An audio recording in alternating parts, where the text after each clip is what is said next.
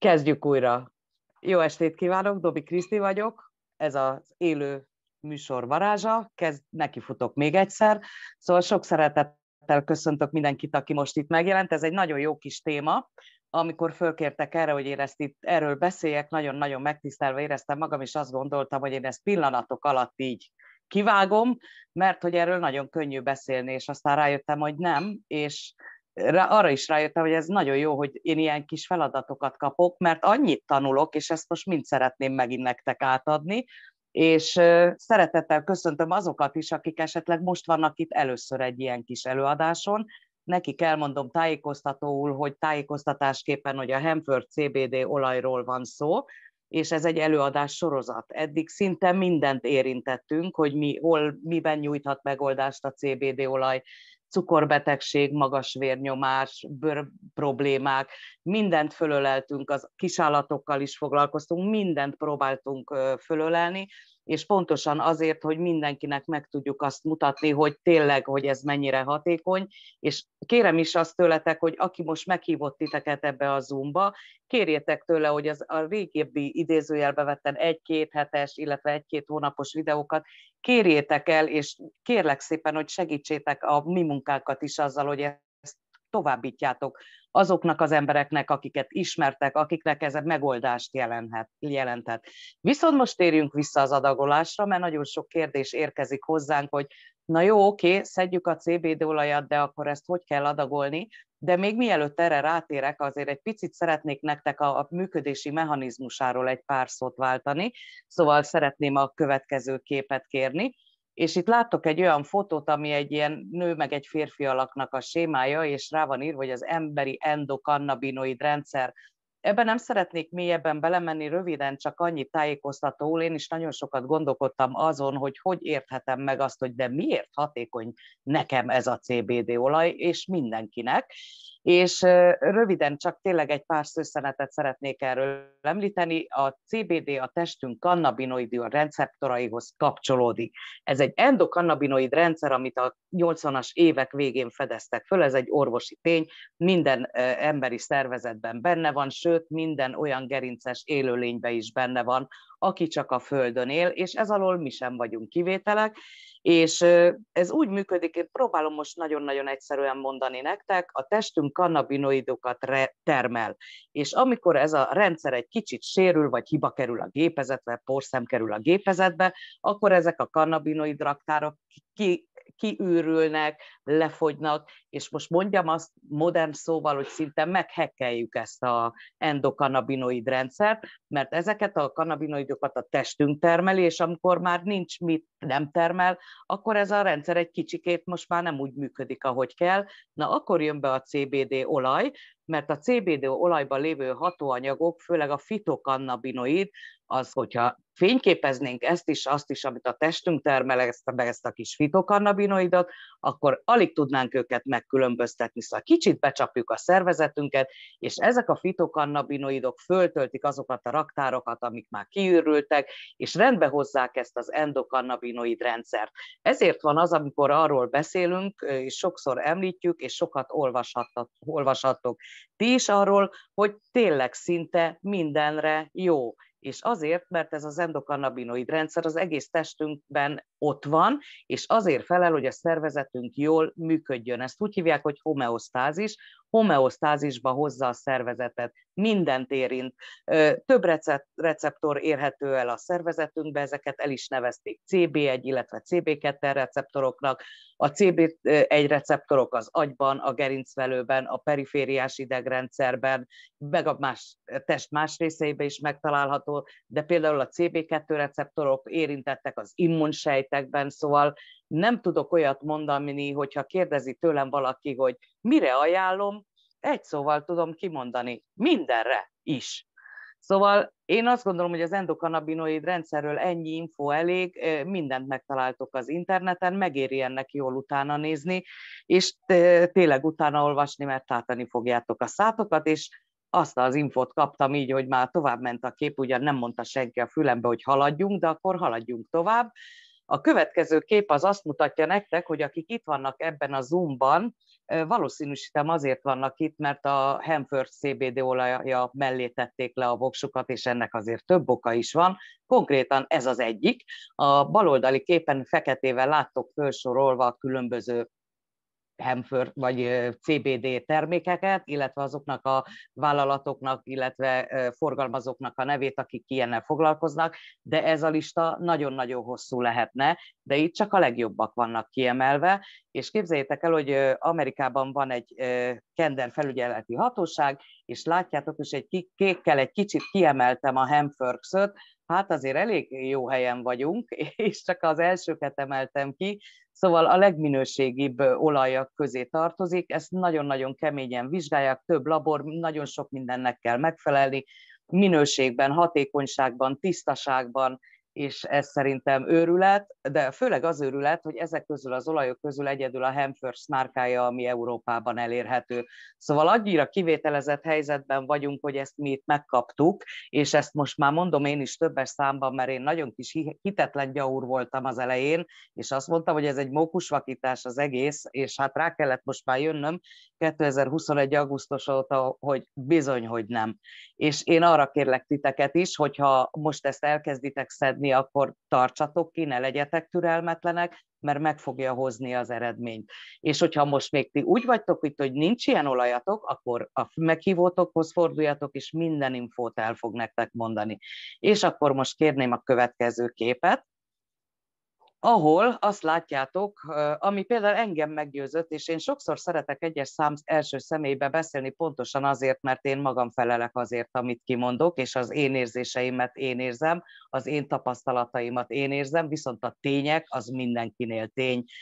Hogyha van ilyen olajatok már, illetve már készhez kaptátok, mert én már nagyon sok visszajelzést kaptam, hogy ma már kiszállításra került, akkor vegyétek elő a kis olajotokat, és az üvegcsét fordítsátok el, és láttok a hátoldalán úgymond egy ilyen QR kódot, akinek még nincs olaja, az képzelje el.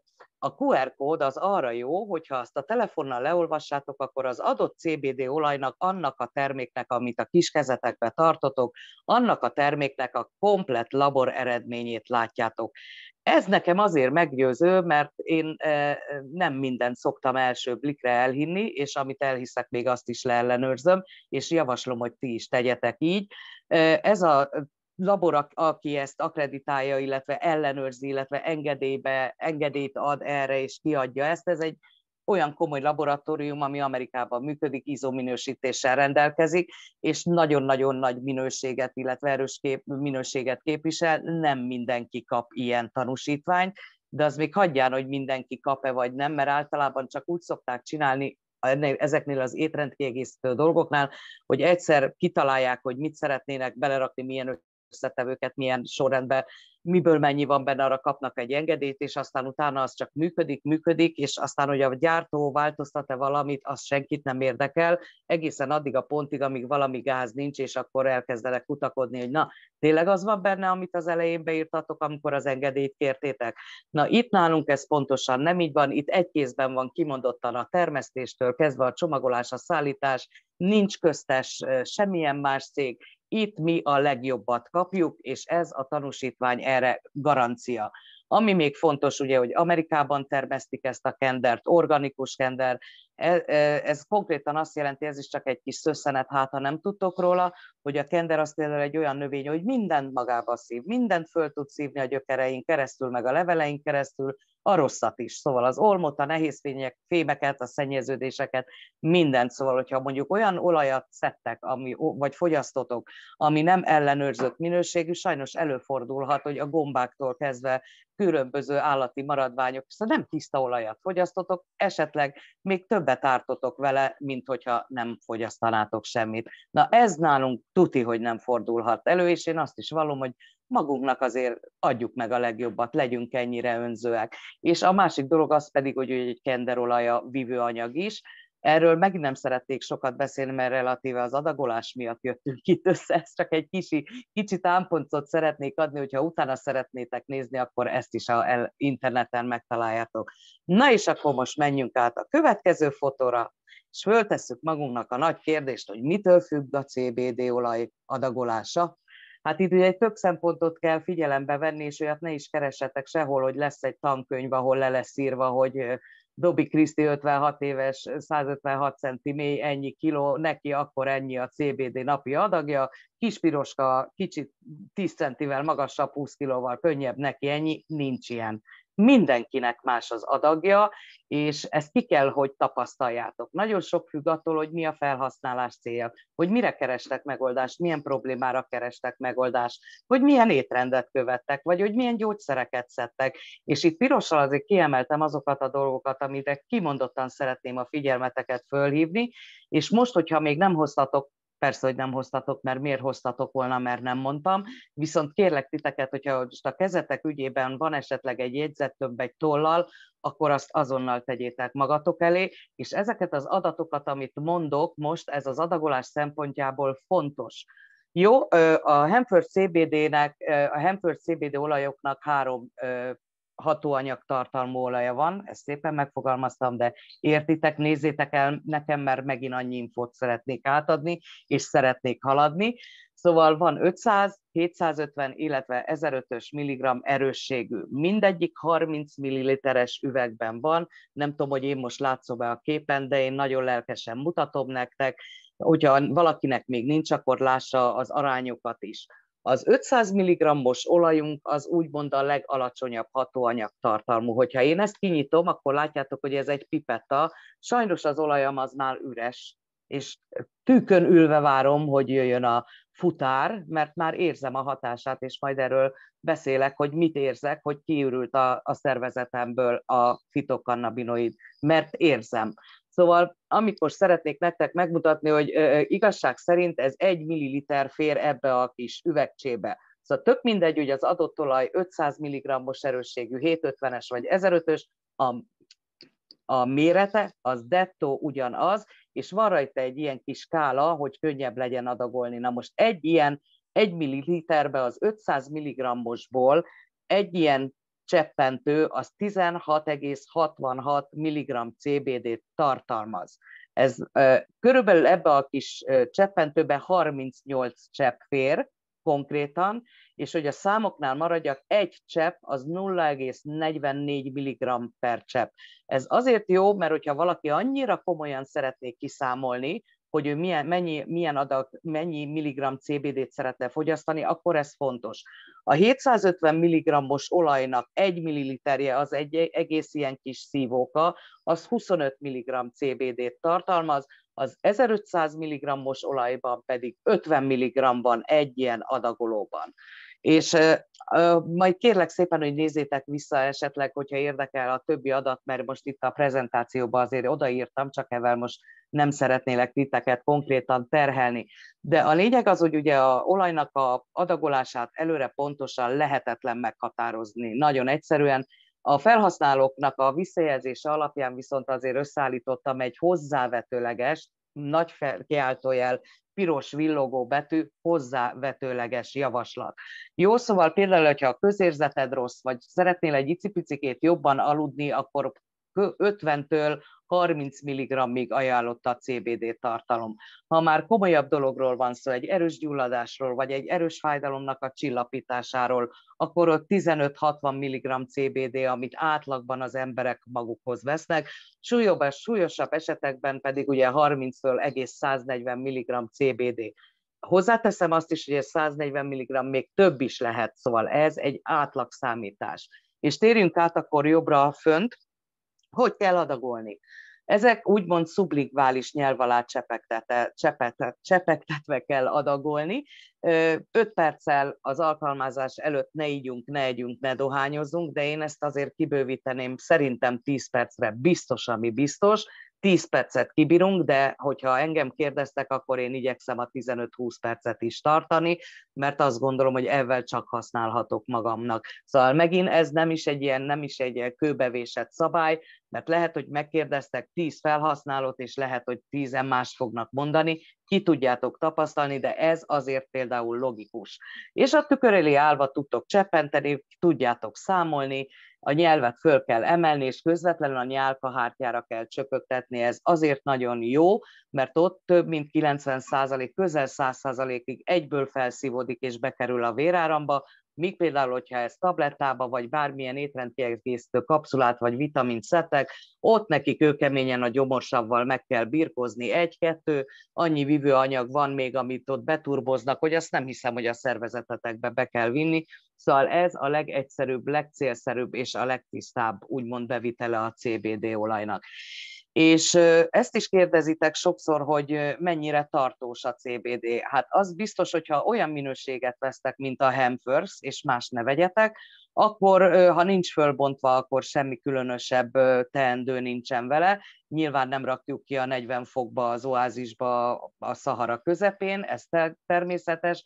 Általában mondjuk hölgyeknek mondom, ugye, mint a jó magyar piros paprikát, azt is sötét helyen becsomagolva tároljuk. Én azt mondom, hogy én ezt javaslom, abból megint csak nem lehet baj, viszont, hogyha már ki van bontva, akkor előfordul az, hogy nyilván, ahogy az oxigénnel, levegővel érintkezésbe kerül, oxidálódik, ez ennyire egyszerű, fizikából mindig is rossz voltam, ezt is olvastam, azért vagyok ilyen okos, és hát ugye sötétben hűvös helyen tárolva. Ez teljesen logikus, mert nagyon sok termékkel vagyunk így, viszont amire szeretném fölhívni a figyelmeteket, hogy nyilvánvaló, hogy például adagoláskor, hogyha a nyállal érintkezik, akkor egyértelmű, hogy az a sterilitás, amit mi szeretnénk megőrizni, az azért elmúlik. Szóval kérlek titeket, hogy figyeljetek arra, hogy amikor csöpögtettek, akkor igenis tartsátok el a nyálkahártyától ezt a kis adagolót, és tényleg csepegtessétek, és ne nyaljátok le a végét, meg stb. Hát mindenki itt felnőtt ember, szóval tudja, hogy miről beszélek, és mehetünk is a következő képre, és jön megint a következő kérdés, amit mindig megkapunk, és teljesen jogos, és én is megkérdeztem, hogy túl lehet-e adagolni a CBD olajat. Hát nem egyszerű túladagolni a CBD-t, ugyanis hát ezt azért még nem mondtam el nektek, de ez is fontos info, hogy ez nem gyógyszer, ez egy gyógynövény. Ez egy időszámításunk előtt már 10 000 évvel, 10-12 000 évvel ezelőttről már használták. Ez egy gyógynövény, nem tudjátok túladagolni, az biztos, hogy az endokannabinoid rendszerbe elkezd dolgozni, de túladagolni nem lehet, és hát ezt a WHO is kijelentette, kimutatta, hogy akár naponta több 100 mg CBD is biztonságos az emberi szervezet számára. Néhány állatkísérlet során felmerült egyébként, hogy a CBD esetleg májkárosító hatású lehet, de ehhez egy ilyen extrém magas dózist kellene innunk, megszednünk, fogyasztanunk, értem azt, hogy literszámra kéne innunk, hát annak azért elég kicsi az esélye. Na, szóval, hogyha például az alvás minőség javítása a célunk, akkor kezdésként csak ilyen 1-2 cseppel induljunk neki, fussunk neki, mindig figyeljük a szervezetünket, figyeljük a pulzusszámunkat, és néhány naponta 1 cseppel emelünk egészen addig, amíg el nem érjük a kívánt hatást. Egyébként ezt mindenre elmondhatom, hogyha bármire úgymond idézőjelben, ami titeket érint, és ti érintettek vagytok benne, akkor arra való tekintettel a szabály ugyanez. Minden ember szervezete eltérő, és elképzelhető, hogy a Juci néni a szomszédba 10 mg-tól úgy alszik, mint a bunda, 10 mg CBD-től, míg már mi a 25 mg-nál tartunk, és kuvikolunk, mint a bagoly, mert nem vagyunk egyformák. Szóval ki kell tapasztalni ezt, hogy nektek mi a jó, türelemre van szükség, és fokozatosan emelni a dózisokat. És az is nagyon fontos, hogy ha már elértétek azt a szintet, amit vártok, amire számítotok, fogjátok érezni, én úgy tudom megfogalmazni, hogy komfortosan érzitek magatokat. Amikor már elértek ezt a szintet, akkor ne emeljétek tovább, mert tökre felesleges. Nem az a cél, hogy ezt itt literszámra vigyük be a szervezetünkbe, hanem hogy találjuk meg azt az egyensúlyt, azt a mennyiséget, ami nekünk abszolút megfelel. Szóval, hogyha azt tapasztaljuk, hogy egy bizonyos ponton már romlik az eredmény, szóval most már nem azt érezzük, amit eddig, akkor vegyünk vissza egy kicsit a napi adagból. Szóval lehet ezzel játszani, ez megint csak oda térek vissza, hogy ez nem egy ilyen kőbevésett dolog. És hát, hogy mikor szedjétek a CBD olajat, erről is aztán nagyon sok szakértő vitatkozik. Én elmondom a saját tapasztalatomat, én este lefekvés előtt én úgy alszom, mint a mormota, Szerintem a házat vihetnék el felőlem. Eddig, amíg nem fogyasztottam a CBD olajat, konkrétan velem az volt, hogy lefeküdtem és gondolkodtam. Ne kérdezzétek, hogy min, az összes gondolat előjött a fejembe, és már ott várt a következő, és ezen úgy fölhúztam magam, hogy fölidegesítettem magam, kijöttem, nem aludtam. Na, amióta fogyasztom, ez tutira jó. Szóval azt javaslom, hogy amikor például emelitek a dózist, hajlamos például arra, hogy elálmosítja az embert, és én ezt is szoktam javasolni, és ez megint csak a saját tapasztalatom, hogy én amikor például emeltem az olajnak a cseppszámot, akkor ezt estére tettem. És nyilván, amikor én most megint saját nevemről beszélek, magamról beszélek, amikor én úgy döntöttem, hogy egy picit én még emelek, akkor igyekeztem ketté osztani a mennyiséget. Ennek is utána olvastam, hogy az a jó a szervezetnek, hogyha egy bizonyos mennyiséget szinten tartunk. Logikus, hogyha ezt 24 órában egyszer kapja az ember, mondjuk azt mondom, hogy egy 10 cseppet, akkor az földolgozódik a szervezetbe és kiürül, míg hogyha meg tudjátok oldani azt, hogy ezt elosztjátok napra, akár kétszeri alkalomra, ha valaki türelmesebb, akkor 3 alkalomra, ez teljesen megint szabadon választott. Egyetlen egy viszont ez nagyon-nagyon fontos, hogy ha gyógyszert szedtek, akkor mindenféleképpen a gyógyszerhez kell igazítani a CBD olajat. A gyógyszer az első. Ha valaki reggel 7-kor beveszi a gyógyszert, akkor törekedjen arra, hogy találja meg azt a kis időkaput, amikor eltelik már minimum a 3 óra, de inkább a 4. De tudom, hogy sokan vagytok úgy, hogy szinte egész nap szedtek gyógyszert, akkor például olyan megoldást is szoktunk javasolni, hogy hajnalba föl kell húzni az órát, be kell állítani, és hajnalba kell becsöpögtetni, és utána lehet visszamenni, hunyni, aludni, nem kell fölébredni, mert ugyanúgy azt nem fulladtok meg tőle, itt cseppekről beszélünk, szóval nagyon-nagyon egyszerű. Meg kell szokni azt, hogy mikor, és akkor azt próbáljátok tartani. Szóval, ha egyik nap az van, hogy reggel 8-kor szeditek például, akkor holnap ne délután 3-kor, hanem próbáljátok ezt akkor folyamatossá tenni. Én azt szoktam javasolni, aki hozzám fordul segítségéről, vegye elő egy naptárat, és ő ismeri a saját életét, az ő ritmusát, az életritmusát, és keresse meg a napokban pontosan azokat az órákat, amikor ő erre tud időt szakítani.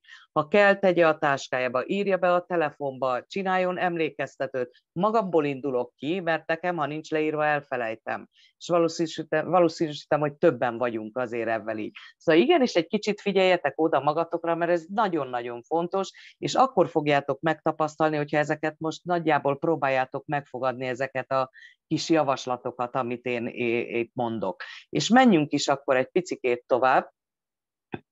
Innom kell, mint a Rózsa Gyurinak, bocsánat. Ez például az egyik tünete, mellékhatása a CBD olajnak, hogyha nem fogyasztotok elég folyadékot, akkor sokszor kiszárad a szátok, de majd erről fogok beszélni. De most menjünk vissza az adagolásra. Szóval a kis dózissal kezdünk. Napi 1-2 csepp, mondjuk, hogyha 500 millis vagy 750 mg-os olajunk van. 1 csepp naponta, amivel elindulunk, hogyha 1005-ös olajunk van.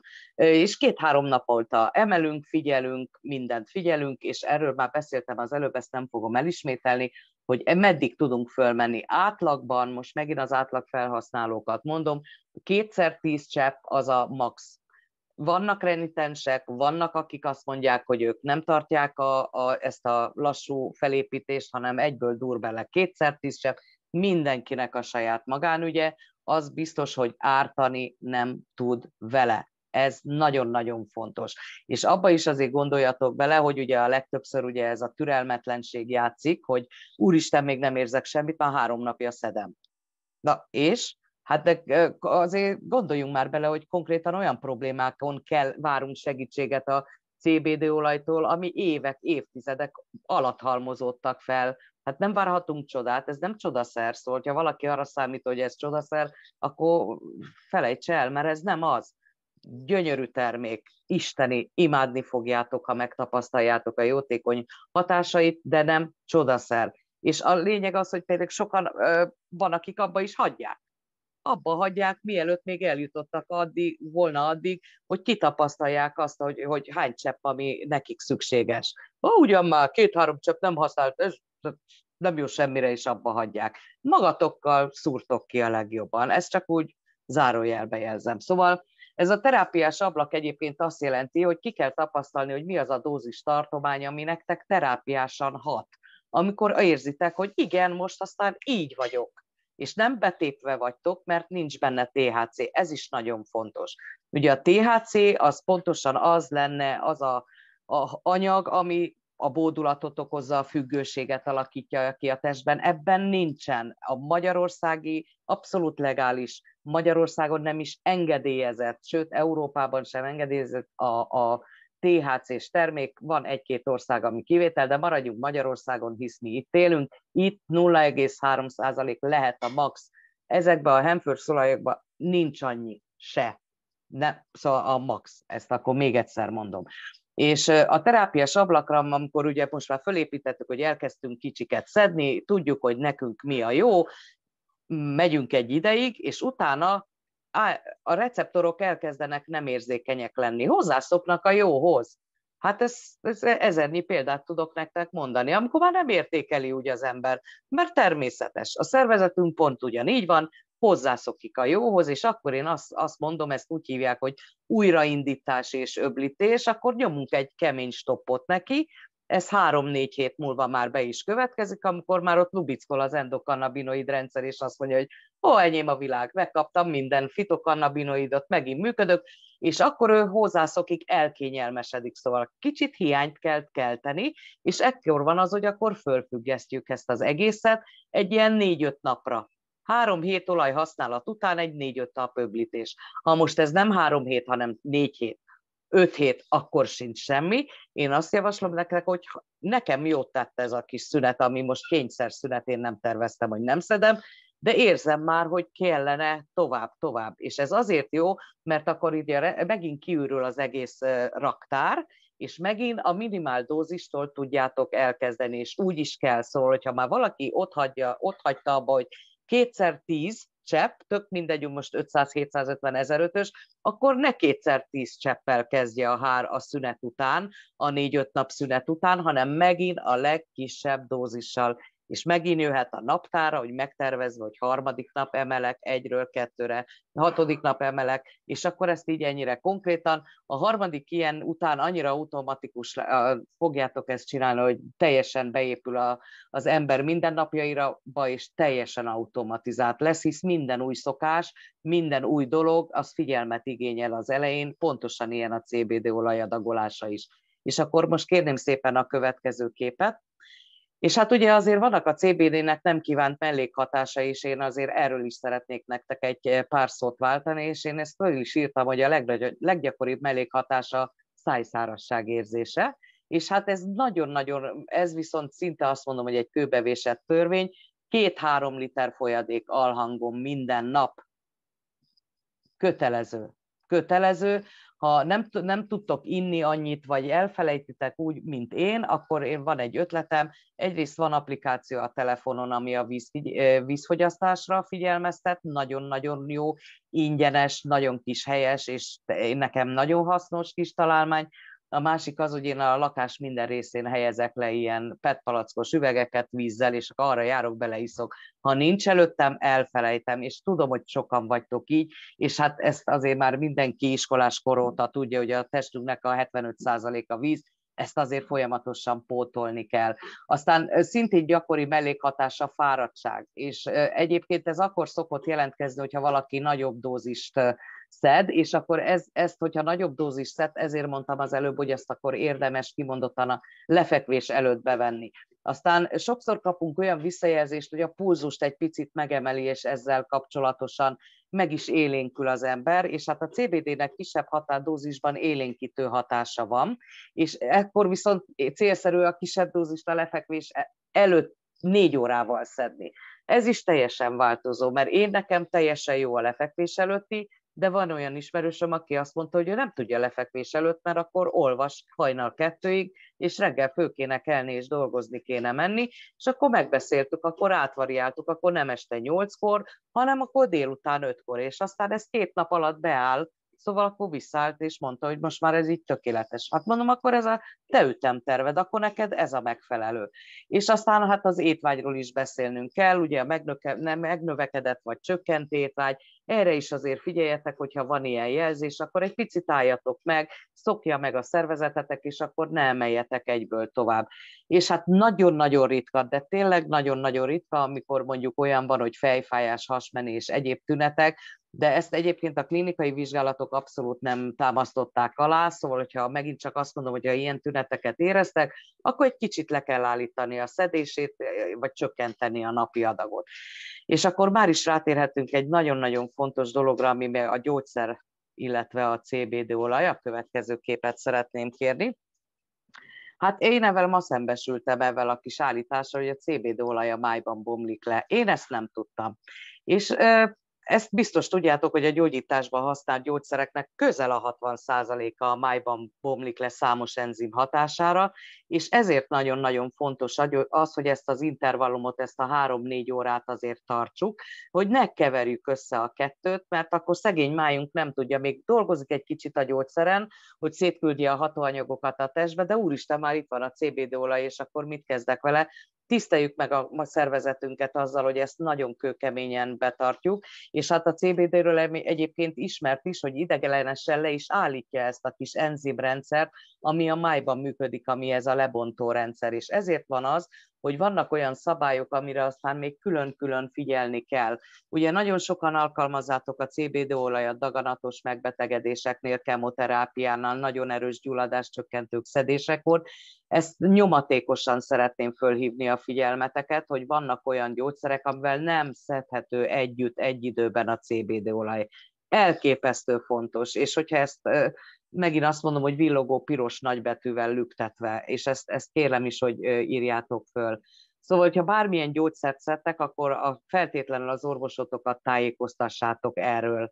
Mondjátok el neki. Lehet, hogy mond véleményt, lehet, hogy bólint egyet, lehet, hogy nem reagál semmit, de tudnia kell róla. A másik dolog például, hogy a CBD hatása miatt az altatószerek is például erősebben hatna és hosszabban hatnak ránk.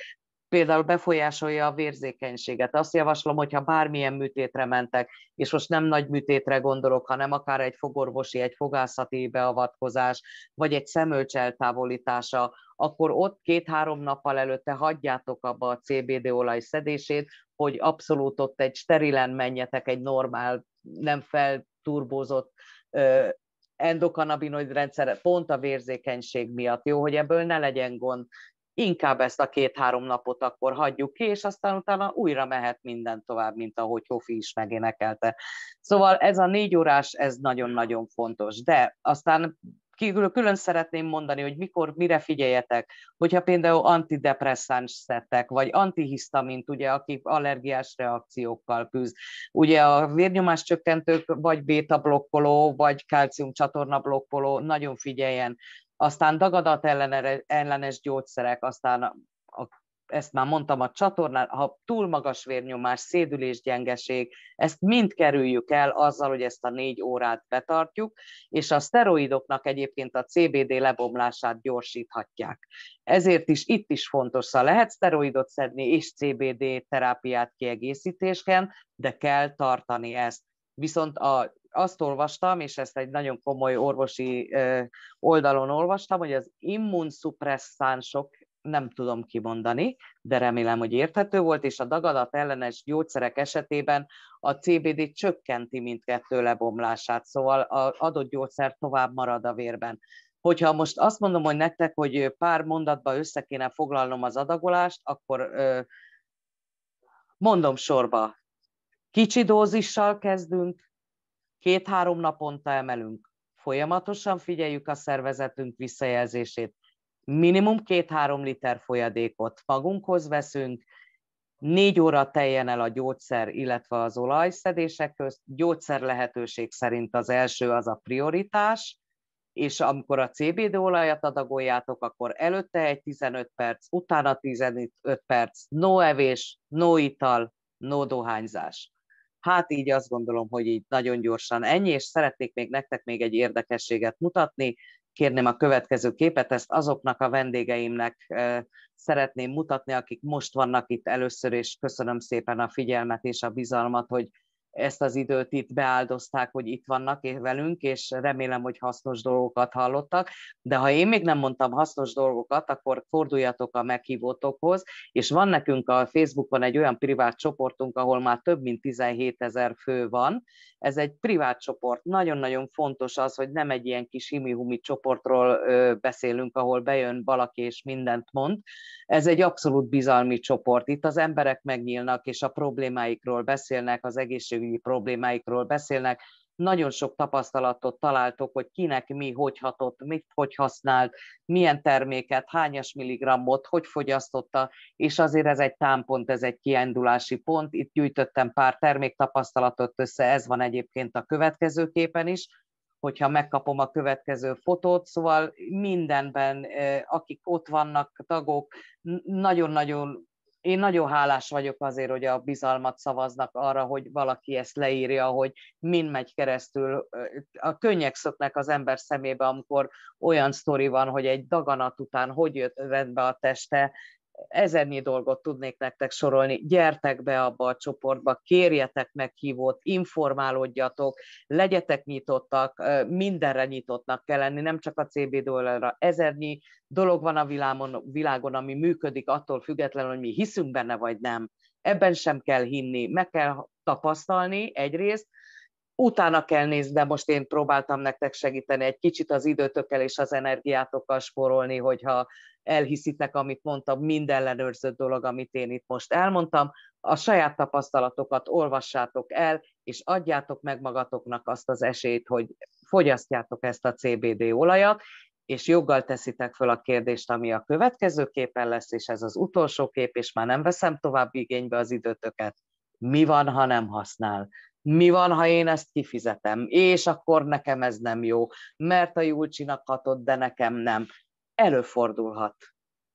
Ilyen is van, nem csodaszer. Én nagyon sok emberrel beszélek, nagyon sok emberrel tartom a kapcsolatot. Nekem 2021 óta, azért az most már nem most volt, egyetlen egy ember volt, aki azt mondta nekem, hogy ő nem érez semmit. Mit csináljunk?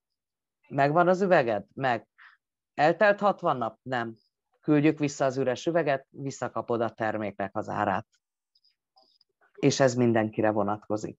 Szóval remélem, hogy azért hallottatok új dolgokat, hogyha bármi kérdés maradt bennetek a adagolást illetően, ha bármi olyan van, hogy nem kaptatok választ, akkor forduljatok ahhoz szeretettel, aki ezt a meghívót elküldte nektek, vagy ezt hogyha most már felvételről hallgatjátok, akitől ezt a Zoomot megkaptátok, mindenben tanácsot fog adni, mindenben segítiteket, és még egy nagyon fontos dolog, hogy nem addig szól az egész, amíg ti ezt megvásároljátok, hanem folyamatos tanácsadást kaptok, folyamatos kontrollt kaptok, nem engedik el a kezeteket, hanem folyamatosan kapcsolatba kell, és javaslom is, hogy legyetek azzal, akitől beszereztétek, és mindent kontrolláljatok, mindent kérdezzetek rá meg. Ha bármit éreztek magatokon, az legyen az első, hogy ahhoz fordultok, aki segített nektek ebben a rendelésben. Ez szerintem nekem fontos, hogy nem az volt, hogy megvettem, azt csinálok, amit akarok, hanem folyamatosan számíthattok ránk. Szóval köszönöm szépen a figyelmet a kollégák nevében is, a csapat nevében is, és nyugodalmas jó éjszakát és nagyon jó egészséget kívánok mindenkinek. Szép estét!